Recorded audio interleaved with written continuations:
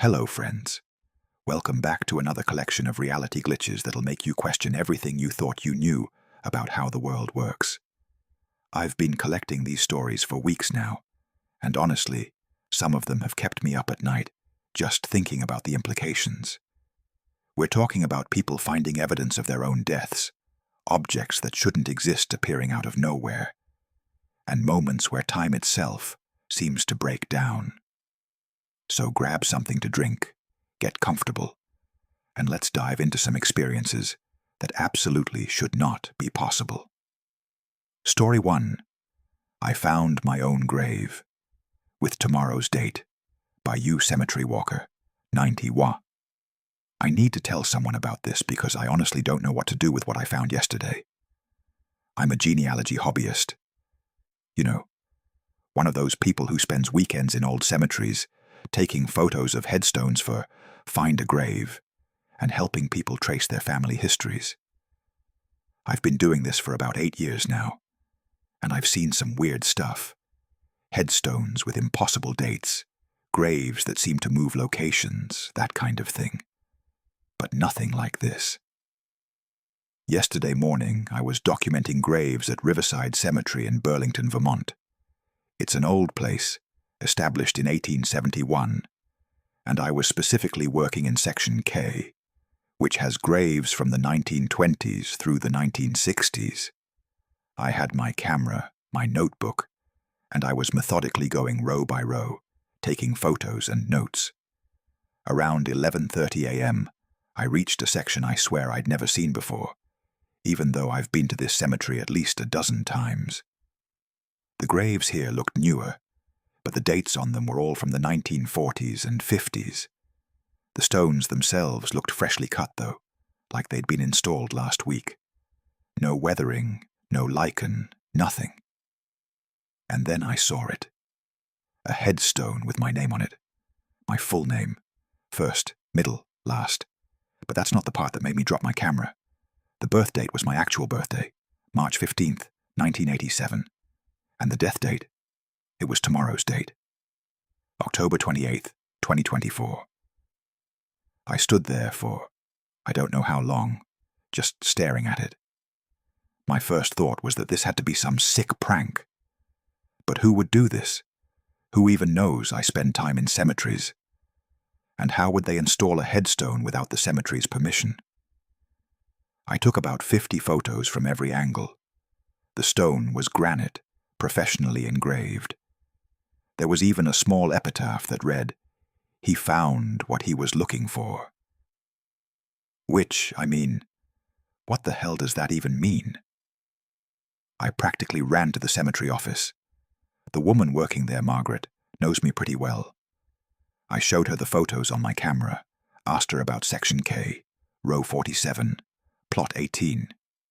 She pulled up the cemetery map on her computer, and her face went pale.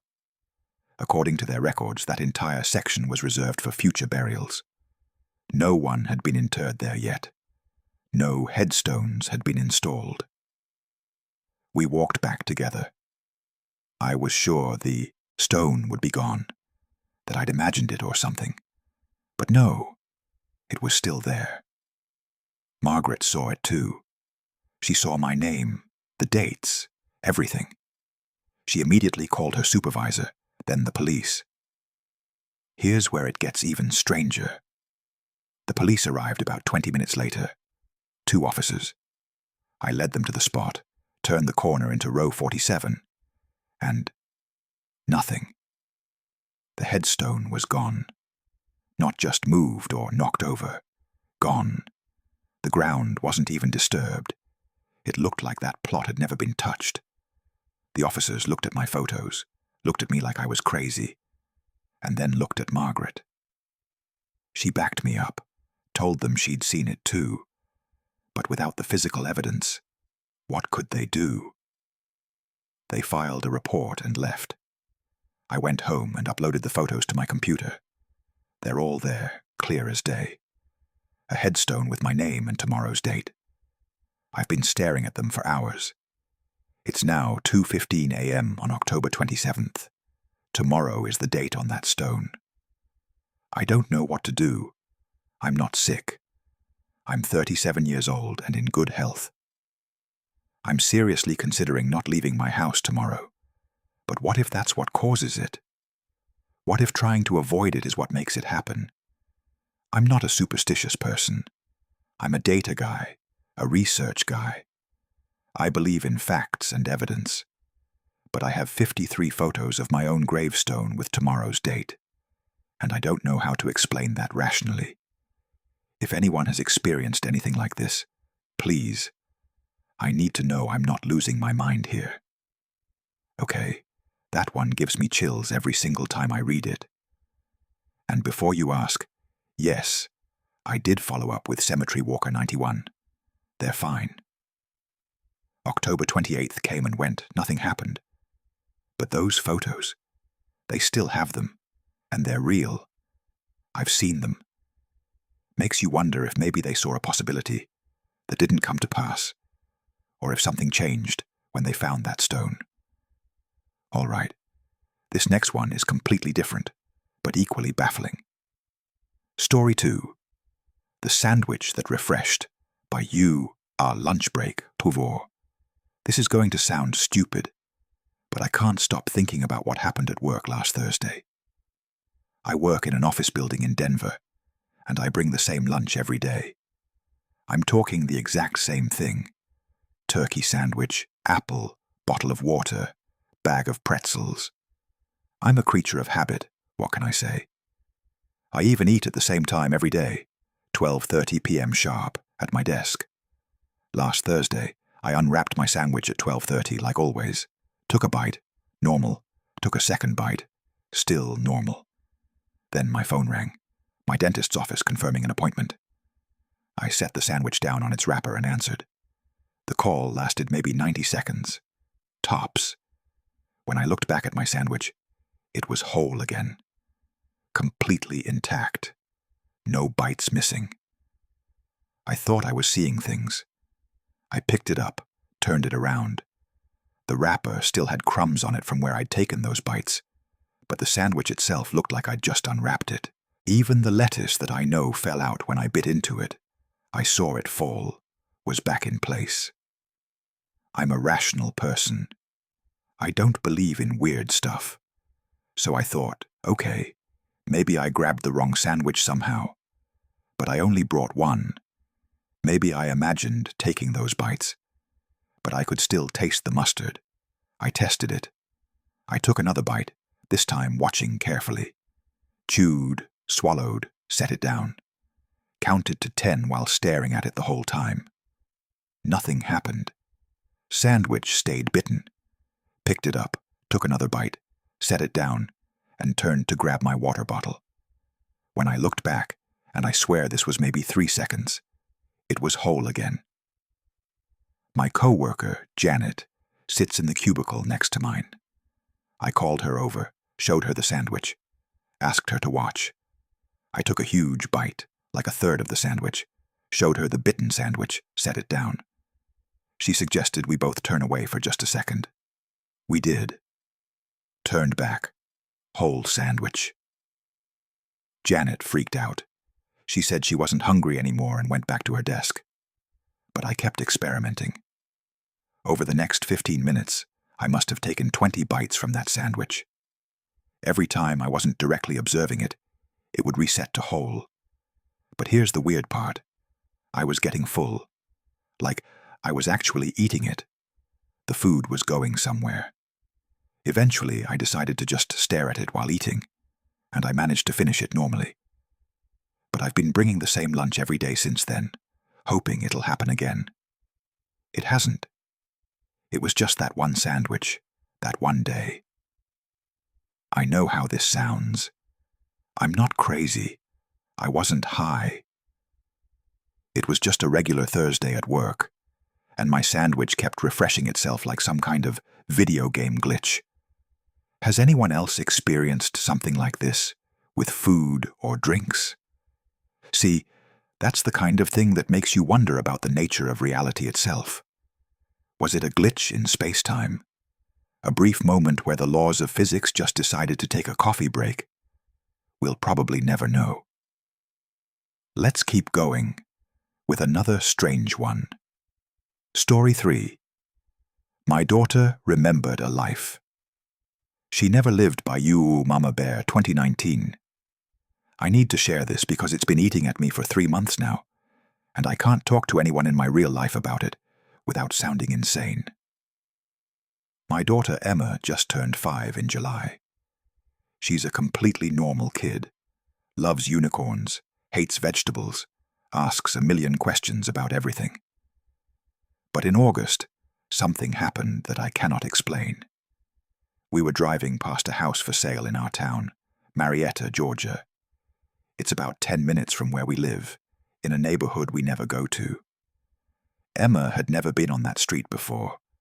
I'm absolutely certain of this. But as we drove past this little yellow house with a for sale sign, Emma started crying. Not tantrum crying, but really deep, sad crying. I pulled over, thinking she was hurt or sick. When I asked what was wrong, she said, "That's my house.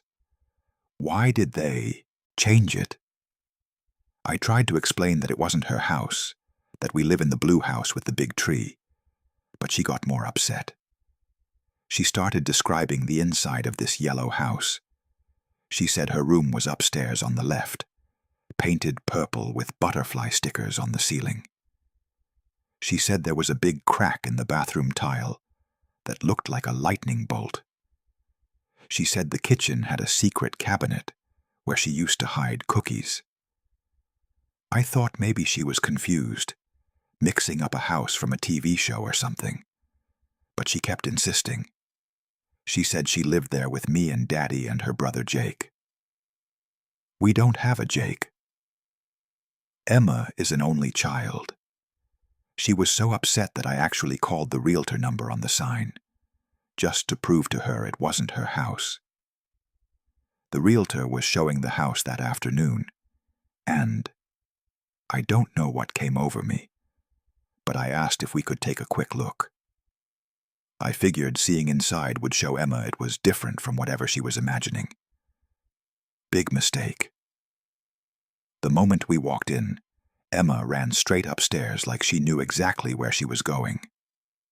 The realtor and I followed. Emma went directly to the left bedroom. It had been recently painted beige, but Emma went to one wall and started picking at a spot. Under the beige paint, there were traces of purple. The realtor mentioned the previous owners had a daughter who loved purple. In the bathroom, there was a crack in the tile. It looked exactly like a lightning bolt. In the kitchen, Emma went straight to a specific lower cabinet and opened it. Inside, behind the regular cabinet space, there was a small, hidden compartment. Empty, but definitely there. The realtor was amazed. She asked if we'd been there before. I said no, which was the truth. She started telling me about the previous family. They'd lived there for 7 years, had 2 kids, a girl and a boy. The girl's name was Emma. The boy's name was Jake. I felt like I was going to pass out. I asked when they moved. The realtor said it was tragic, actually. There had been a car accident about 3 years ago. The mother and daughter died. The father and son moved away right after. The daughter who died, she was 5 years old. Her name was Emma. She looked. The realtor showed me the old listing photos that had family pictures. She looked exactly like my Emma. Not similar. Exactly the same.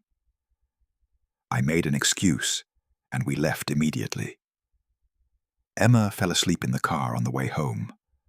When she woke up, she didn't remember the house at all. She had no idea what I was talking about when I carefully brought it up at dinner. I've driven past that house 12 times since then. Emma never reacts. It's like that whole afternoon never happened for her. But I know it did. I have the realtor's business card. I have the listing photos saved on my phone. That other Emma, the one who died, she could have been my daughter's twin. I'm a rational person. I have a master's degree in engineering. I don't believe in reincarnation or parallel universes or any of that. But my daughter knew things about that house that she couldn't possibly have known.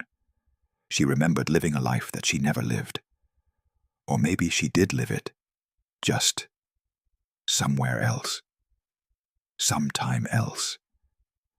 I haven't told my husband. I haven't told anyone. I just keep thinking about that other Emma, that other life, and wondering what the hell happened that afternoon. Was it a glimpse into another timeline? A memory from a parallel universe? I don't know, and that terrifies me more than anything. What would you do if your child remembered being someone else's child? These are the kinds of stories that really make you question the nature of consciousness and identity, you know. Is memory tied to a specific brain, or can it somehow exist independently? All right, let me share one more before we take a quick break. Story 4. The Voicemail from Myself by Utah Tech Guy Mike. I'm going to share something that happened to me 6 weeks ago, and I have the evidence to prove it. I'm not asking you to believe me, but I need to know if anyone else has experienced something similar. I work in IT for a medium-sized company in Austin, Texas. On September 15th, a Monday, I was in my office around 2 p.m. when my phone rang. My personal cell, not my work phone. The caller ID showed my own number, not unknown or spam risk, my actual phone number calling my phone. Now I know about number spoofing. Scammers do it all the time. So I let it go to voicemail, figuring it was just another robocall about my car's extended warranty or whatever. About an hour later, I remembered the call and checked my voicemail. What I heard made me sit down hard in my chair. It was my voice, not someone who sounded like me. It was absolutely, undeniably my voice. But the message made no sense. Here's what it said, word for word. I've listened to it so many times I have it memorized. Mike, it's Mike. I know how this sounds, but you need to listen. Thursday, September 18th. Don't go to the client meeting. Tell Davidson you're sick, food poisoning, whatever. Just don't get in your car that morning. The blue sedan. Watch for the blue sedan. They're going to run the light at 6th and Lamar. I'm trying to. The connection's not. Just, please, don't go to that meeting. Delete this after you. And it cut off. I listened to it 15 times. I analyzed it with audio software. I have access to pretty good tools through my job. The voice patterns, the frequencies, everything matched recordings of my own voice perfectly. But here's the thing. I have a slight stutter when I'm nervous. Always have since I was a kid. It comes out when I say certain words.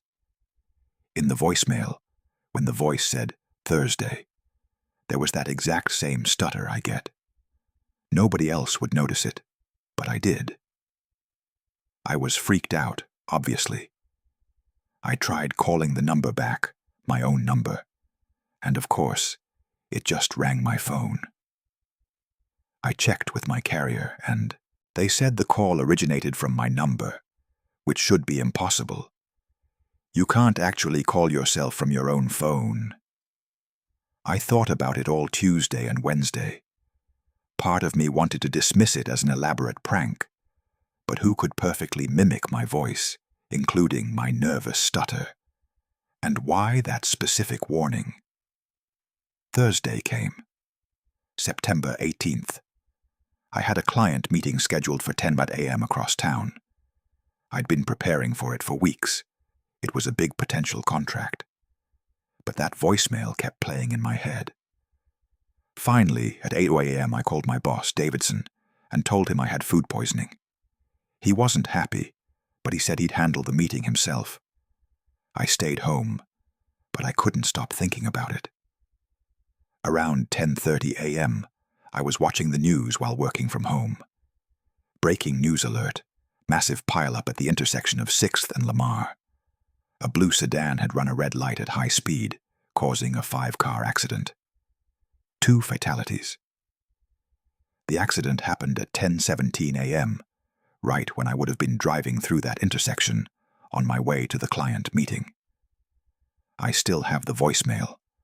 I've played it for 3 people: my brother, my girlfriend, and my best friend. They all agree it sounds exactly like me.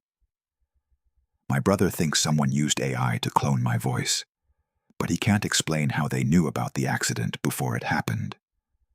My girlfriend thinks I should go to the police, but what would I tell them? My best friend thinks I'm having a breakdown and created false memories about the voicemail after hearing about the accident. But I know what I heard.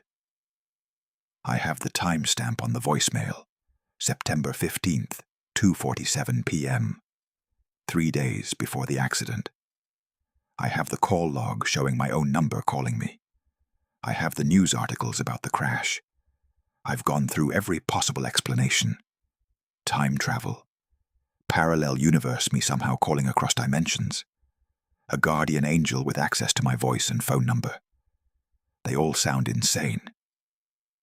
But something or someone who sounded exactly like me called to warn me about a specific danger, and that warning saved my life. The thing that really gets me is the way the message cut off. Delete this after I... What? After I listen? After I survive? And why haven't I deleted it? I guess because it's the only proof I have that this actually happened. Since then, I've been getting more calls from my own number. I answer every time now, but there's never anyone there. Just static that almost sounds like words if you listen hard enough. I've started recording them all, trying to clean up the audio. Sometimes I swear I can almost hear my own voice in the static, trying to tell me something else. Am I crazy? Has anyone else ever received a warning from themselves? And if you could call yourself in the past, wouldn't you do it to save your own life? Whoa. Okay, that one always gets me.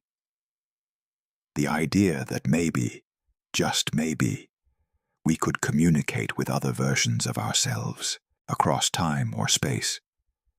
It's the kind of thing that keeps you up at night, you know? And the fact that he still has that voicemail, that there's actual evidence, it makes you wonder how many other people have received warnings they didn't listen to. All right. Before we dive into more stories, I want to ask you something kind of random. What's a sound from your childhood that you can still hear perfectly in your head, but that doesn't exist anymore? For me, it's the sound of dial-up internet connecting. You know, that whole electronic handshake sequence, the beeping, the static, that final screech before you were online. I was thinking about this the other day because my nephew had no idea what I was talking about when I tried to explain how we used to have to choose between using the internet or the phone. It made me realize how many familiar sounds just vanish from the world. The click of a rotary phone, the whir of a VHS tape rewinding, that specific hum of old CRT televisions. Sometimes I wonder if those sounds still exist somewhere, in some layer of reality we can't quite access anymore. Anyway, leave a comment with your extinct sound. I'm genuinely curious what you all remember. All right, let's get back to the glitches with this absolutely mind-bending submission. Story 5. The Building That Shouldn't Exist. By you, Urban Explorer 20. I'm a location scout for film productions. I've been doing this for 12 years, and my job is basically to drive around finding interesting places to shoot scenes. I know Los Angeles like the back of my hand. Every street, every alley, every weird little corner. Which is why what happened last month has completely shaken my understanding of reality. I was scouting locations in downtown LA for a period piece set in the 1940s. The production wanted authentic-looking buildings without too much modern modification. I was driving through the Arts District around 3 p.m. on a Tuesday, taking my usual route down Alameda Street, when I saw it. A massive Art Deco building I had never seen before. I'm talking 7 stories, beautiful geometric facade, those classic stepped corners, pristine condition. It was wedged between 2 buildings I knew well, a converted loft complex and an old warehouse. But this building, I'd driven this exact route probably 200 times, and it had never been there. I pulled over immediately. My first thought was, they'd somehow built it recently, but that's impossible. You can't just construct a 7-story Art Deco building overnight, and certainly not one that looks authentically aged. Plus, I would have noticed the construction. I got out and walked around it. There was a brass plaque by the entrance. Hartley Communications Building, established 1938. The doors were heavy glass with more brass fixtures. I could see a lobby inside, marble floors, murals on the walls, an old-fashioned reception desk. It looked frozen in time. I tried the door, locked, but the building wasn't, abandoned. The lights were on inside, and I could see papers on the reception desk, like someone had just stepped away. I took probably 100 photos from every angle. I even did a quick video walkthrough of the exterior. I called my assistant, Rachel, who keeps a database of every building we've ever scouted. I sent her the photos while we were on the phone. She was confused. She had no record of this building. She pulled up Google Street View for that address. On her screen, there was just an empty lot between the 2 buildings. I was literally standing in front of a 7-story building that didn't exist on Google Maps. I went to the loft complex next door and asked the security guard about the Hartley building. He looked at me like I was speaking gibberish. He said there was no building there, just the empty lot that had been there since before he started working there 5 years ago. But I could see it. I was touching the walls. I knocked on the windows. It was solid, real there. I decided to wait. I sat in my car watching the building for 3 hours. A few people walked by. And here's the disturbing part. Some clearly saw it, even entered it. Others walked right past like it wasn't there. I watched a woman in a business suit walk up to where the door should be and pass straight through what looked like solid wall to me, continuing on like nothing happened. Meanwhile, an old man went up to the same door, opened it, and went inside. I tried to follow him, but the door was locked again. As the sun started setting, something changed. The building began to look less solid. It's hard to describe. It was like looking at it through water. The edges weren't quite stable. By 7 p.m., as it was getting dark, I could sometimes see through it to the empty lot behind. I came back the next morning. Nothing. Empty lot. My photos were all still on my phone, crystal clear. The video, too. I showed them to everyone in my office. Half said they saw an empty lot in the images. Half saw the building. I've been back to that spot every single day for the past month. The building has appeared 3 more times, always on Tuesdays, always around 3 p.m. Each time, it becomes less solid as evening approaches. I've never managed to get inside.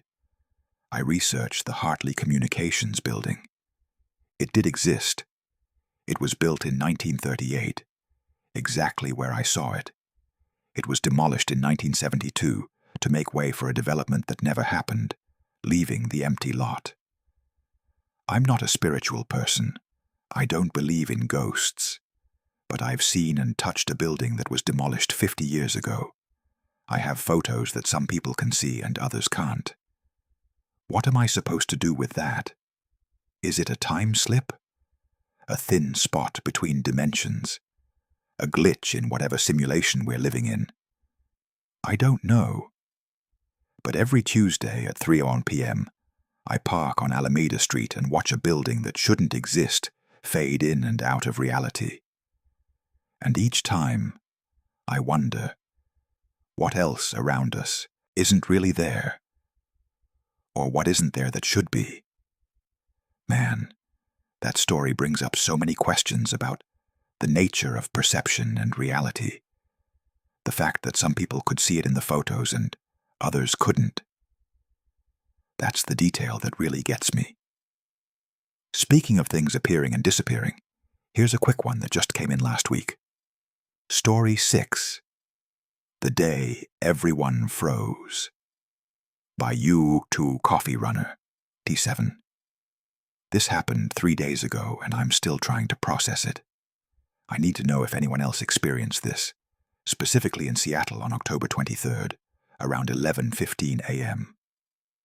I was on my morning run through Cal Anderson Park. I run the same route every day.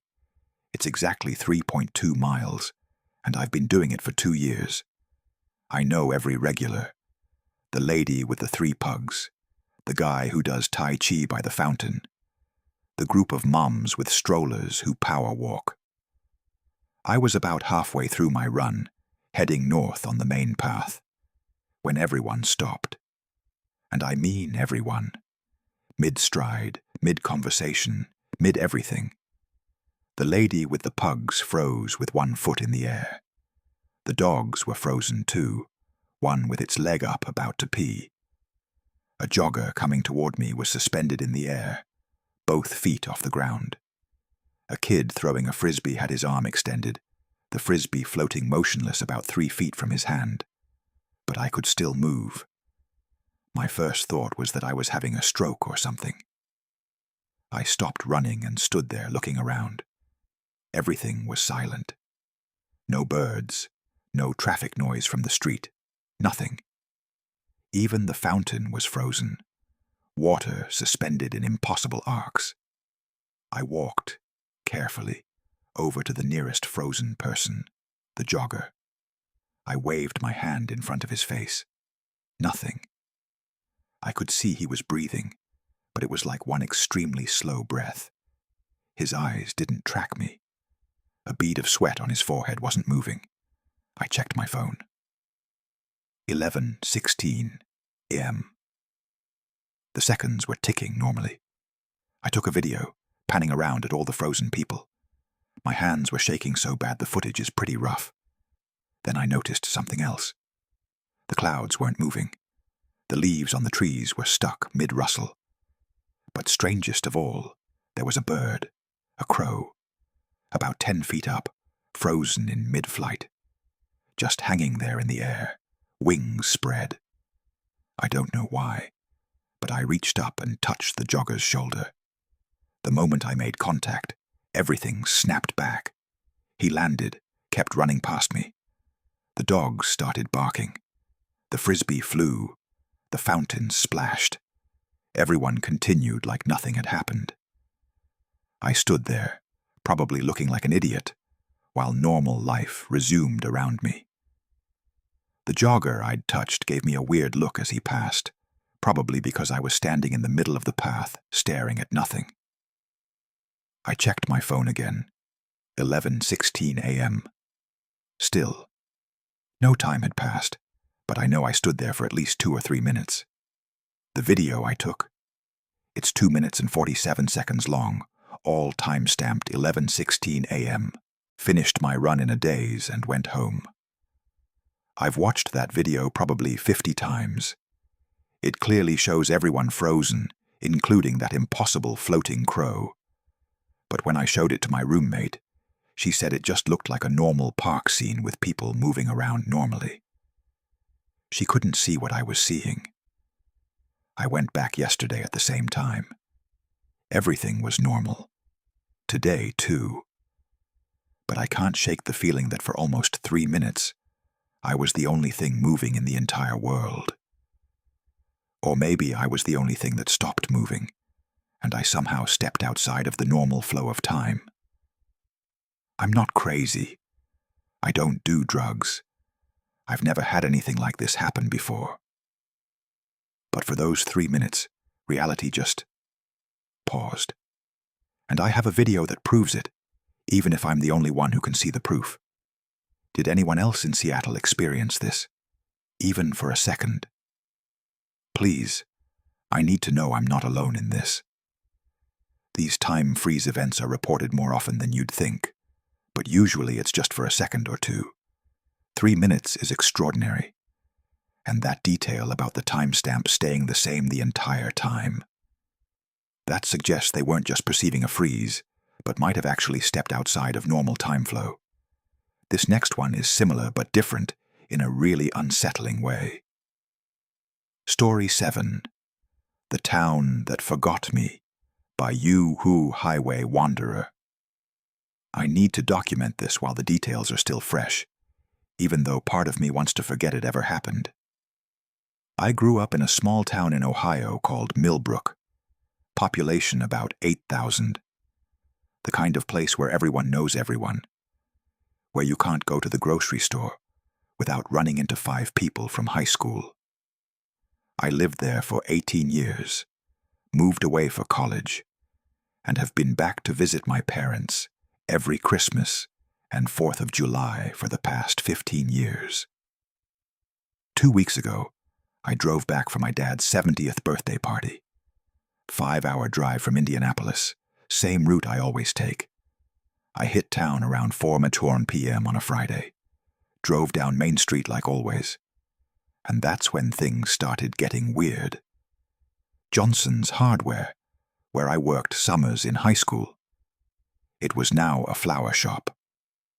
Had been a flower shop, apparently, for 20 years, according to the weathered sign. The Dairy Dream, where everyone hung out after football games. It was a tax office, not converted into one.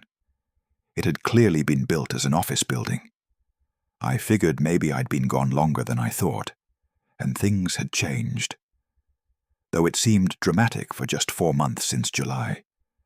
But then I got to my parents' house.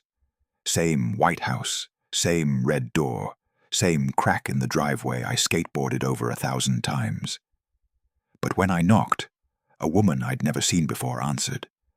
She was maybe 60, wearing my mum's apron, the one with the sunflowers that I gave her for Mother's Day in 2015. I asked for my parents by name. She looked confused and said, "Nobody by that name lived there." I said I must have the wrong house, even though I knew I didn't, and asked how long she'd lived there. 23 years, she said, raised both my boys in this house. I went to 3 other houses on the street. The Johnsons, the Patels, the Brennans, all families I'd known my whole life. Nobody recognized me. But it wasn't just that. They were all wrong. Mr. Patel, who taught me to play chess, was there, but he had different kids. Mrs. Brennan, who used to babysit me, looked at me like a complete stranger, and she was married to someone else entirely. I drove to the police station, thinking maybe I was having some kind of breakdown. Officer Dale was at the desk. I'd gone to school with his son. But when I said hi to him, using his name, he asked how I knew him. I explained who I was, mentioned his son Kevin. He said he didn't have a son named Kevin. He had daughters, 3 daughters whose names I'd never heard. I pulled out my phone to call my parents, and their numbers weren't in my contacts. I knew the numbers by heart, of course, but when I dialed, I got, "This number is not in service." I checked Facebook. My parents' profiles were gone. My high school friends from Millbrook, gone. Every digital trace of my life in that town had vanished. I spent the night in my car in the park, where I had my first kiss. The park was the same, down to the initials JH plus SB carved in the big oak tree. But those were my initials. JH for Jake Henderson, SB for Sarah Brennan. I carved those myself in 2010. Sarah Brennan, according to her mother who didn't recognize me, didn't exist. The next morning, I went to the cemetery. My grandparents are buried there, or were. Their graves were gone. The whole Henderson family plot was just grass, but the Millers were still there, and the Washingtons, and all the other old families. Just not mine. I drove to the high school.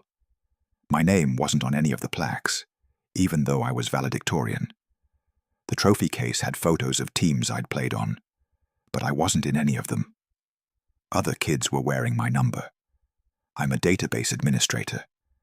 I understand how records work. You can't just erase someone from existence like this. There would be gaps, inconsistencies, questions. But everything in Millbrook was complete without me. It wasn't that I'd been removed. It was like I'd never existed there at all. I drove back to Indianapolis that night. Everything here is normal.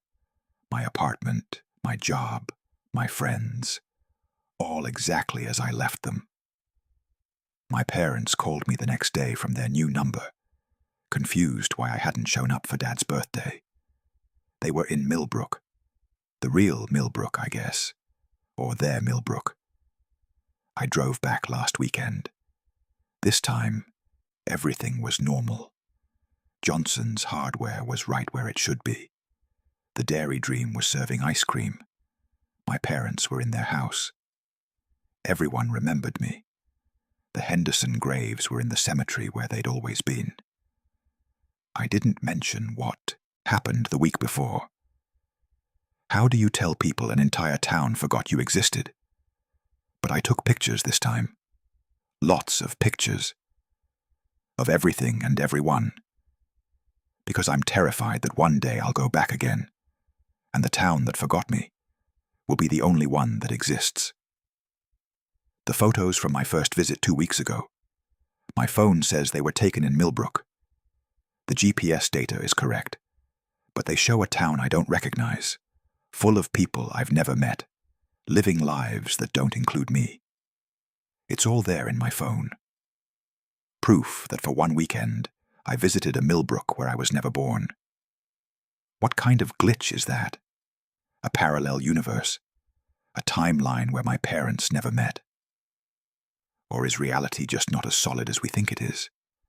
God, that story makes my brain hurt in the best possible way. The idea that you could accidentally slip into a timeline where you never existed, but still remember the original. It's like the universe's way of showing us how fragile our presence really is. All right, one more before I share something that's been on my mind. Story 8. The Duplicate Order Phenomenon by You Delivery Driver 2020. I deliver for a major food app. You know the one. I've been doing it for 3 years now, mostly evenings and weekends for extra cash. I've delivered thousands of orders, but for the past 2 months, something impossible has been happening, and it's getting more frequent. It started September 3rd.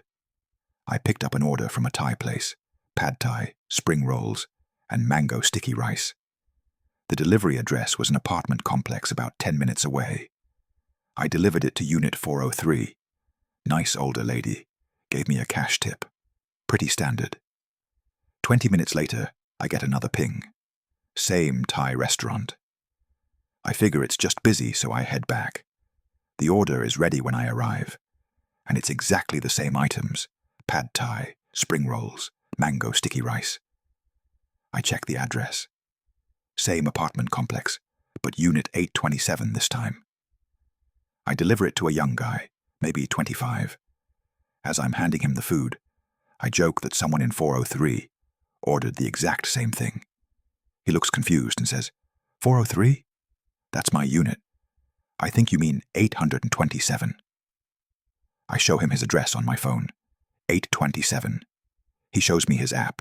It says 403. We're both standing at Unit 827. I've been thinking about this interaction for 2 months, because it keeps happening. Not every day, not even every week, but often enough that I've started documenting it.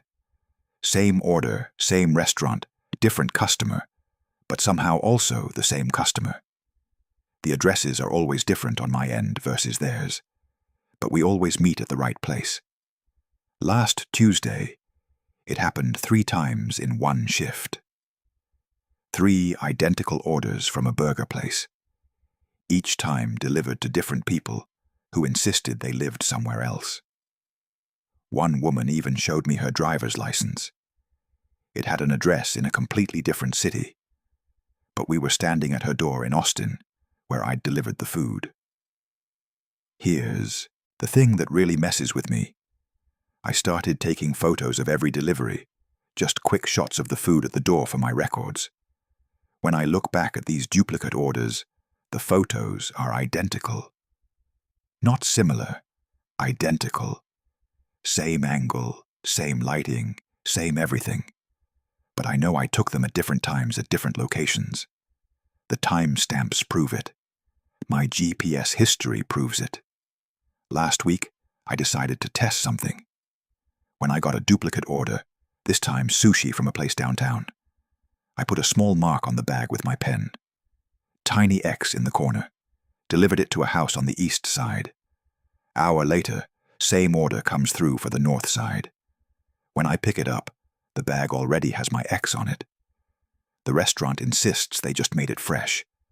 I've started recognizing some of the customers from these duplicate orders. But here's the weird part.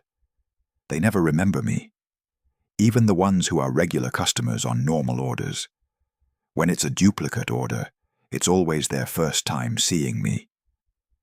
But sometimes they'll reference our previous interaction. Like yesterday, a guy said, "Oh, you're the driver who noticed I ordered the same thing as someone in 403. But he'd never seen me before. I'm starting to think I'm delivering the same order to the same people in different locations simultaneously. Like the universe is recycling these moments, but putting them in different places. Or maybe I'm crossing into parallel versions of Austin, where these people live in different spots. The money is real. I get paid for each delivery. The food is real. The people are real. But something about these duplicate orders exists outside of normal causality. Same cause, multiple effects, all happening independently, but identically. I've tried declining these duplicate orders when I recognize them coming through. The app won't let me. It freezes until I accept. It's like I'm supposed to deliver them, like they're already part of what happened, even though they haven't happened yet. I'm not quitting. The pay is too good, and honestly, I'm curious how deep this goes. But sometimes when I'm driving these identical orders to different but same people, I wonder if I'm the only version of me doing this, or if there are other me's delivering the same orders to other versions of the same people in other versions of the same city. Has anyone else in delivery or service work noticed anything like this? Orders that repeat but don't. Customers who know you but don't. I can't be the only one caught in this loop, can I? These stories about repeating patterns and parallel experiences always make me think about something that happened to me a few years ago. I was at a coffee shop in Portland, one of those places with exposed brick and too many plants, and I overheard a conversation at the next table.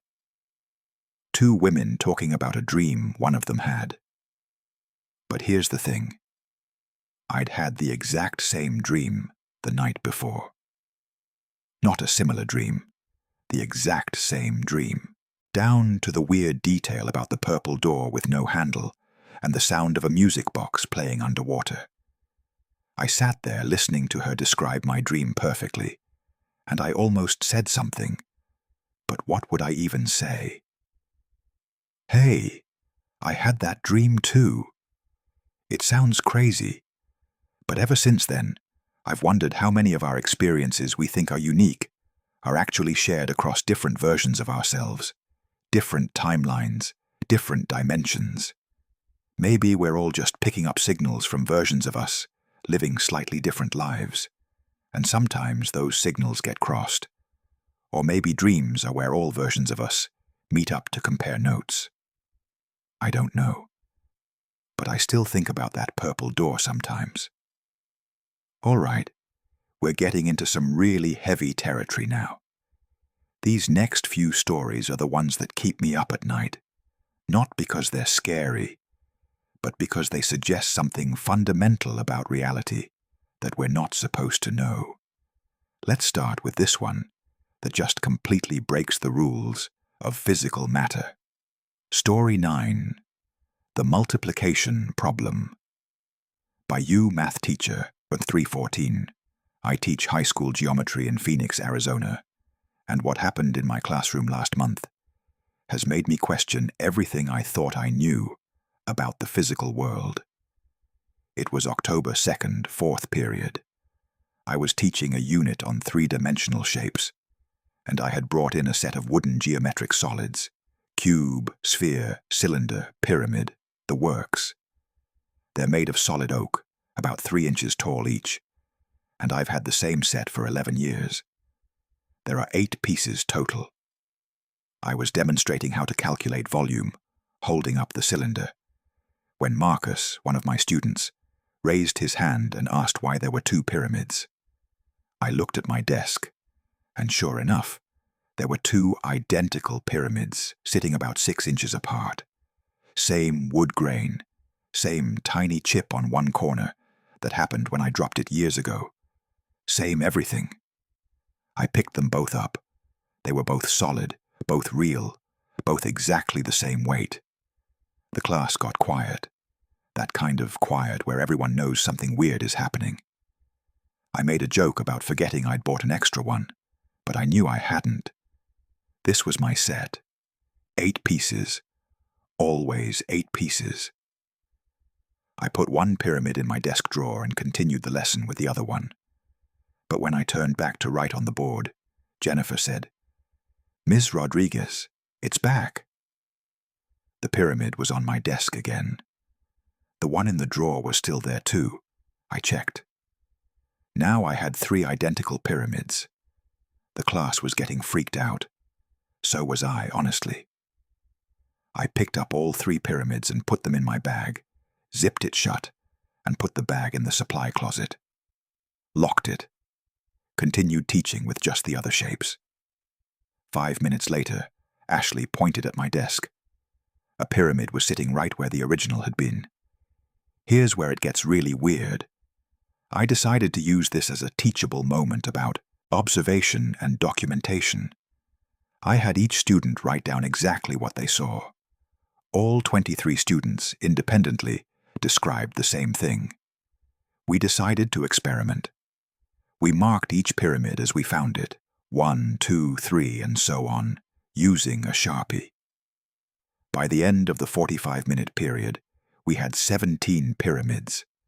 17 identical wooden pyramids, each with that same chip on the corner, but now also numbered. The custodian, Mr. Wright, came in after school while I was still trying to figure out what to do with 17 pyramids. He looked at my desk, laughed, and said, "Finally decided to get enough for the whole class?"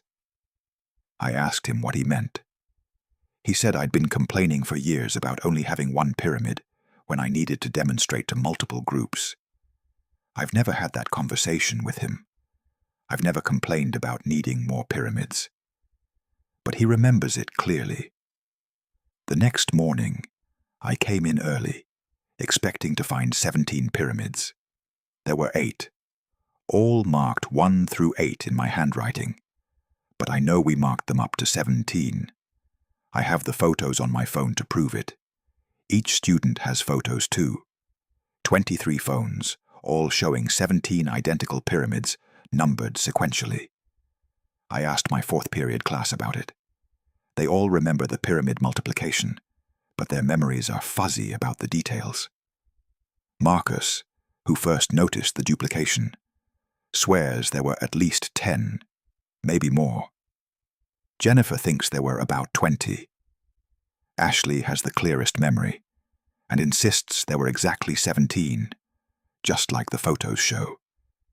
I still have 8 pyramids. The original set of 8 pieces is complete again, as if the extra 9 just uncreated themselves. But sometimes, When I'm teaching that fourth period class, I'll glance at my desk and swear I see a ninth pyramid for just a second. The students see it too. I can tell by how they suddenly stop talking and stare at my desk. Last week, it happened with the cube. We ended up with 6 cubes by the end of the period. The next day, back to 1. We're documenting everything now, taking videos, not just photos. Whatever is happening in my classroom during fourth period is rewriting the rules of conservation of mass. My theory? I don't have one. How can matter just duplicate itself? How can it unduplicate? Why only during fourth period? Why only the geometric shapes? I'm a math teacher. I believe in laws, proofs, constants. But from 11:15 to noon, every Tuesday and Thursday, those laws don't apply in room 237. Has anyone else experienced objects multiplying and then reverting?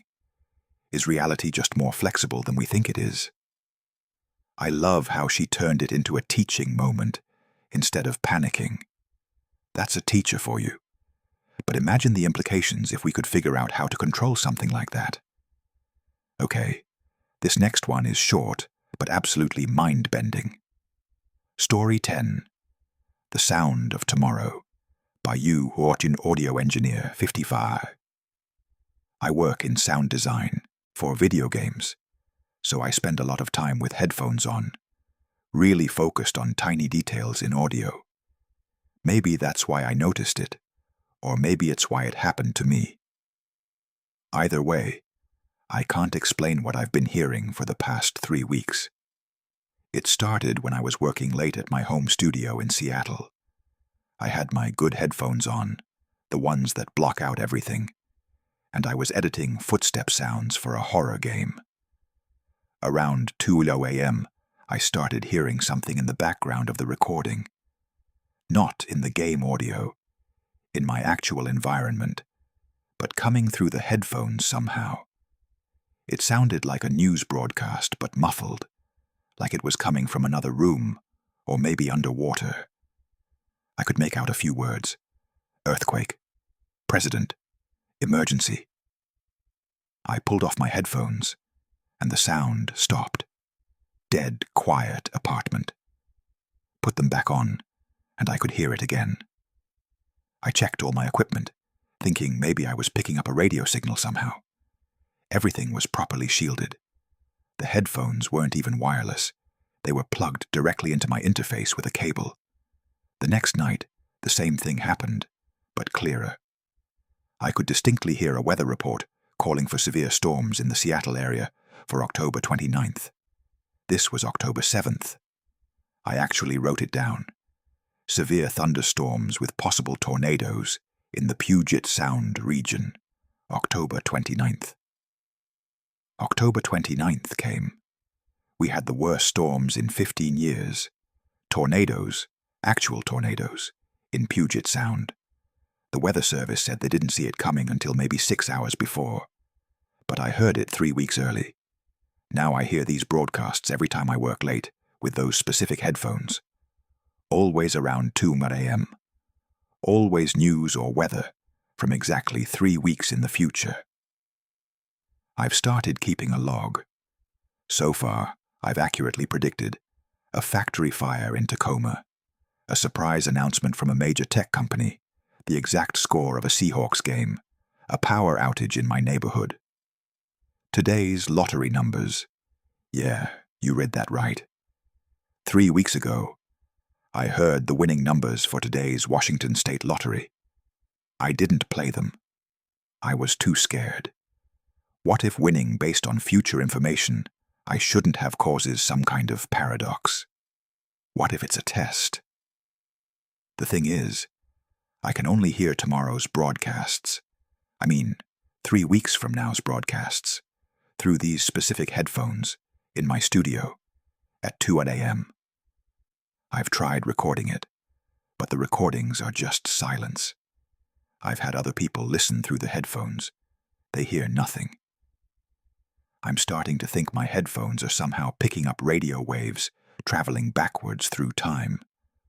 Or maybe I'm picking them up, and the headphones are just the focusing mechanism? I don't know. I'm not a physicist. I'm just a sound guy who accidentally started hearing the future, and I have no idea what to do with this ability, or curse, or whatever it is. Should I be warning people about the things I hear? Should I be using this information, or should I just pretend it's not happening and hope it stops? Because knowing the future, even just the news from 3 weeks ahead, is a heavier burden than I ever imagined. Man, the ethical implications of that are staggering. Imagine knowing about disasters before they happen, but not being able to prove it or convince anyone to prepare. Let's dive into something even more intense.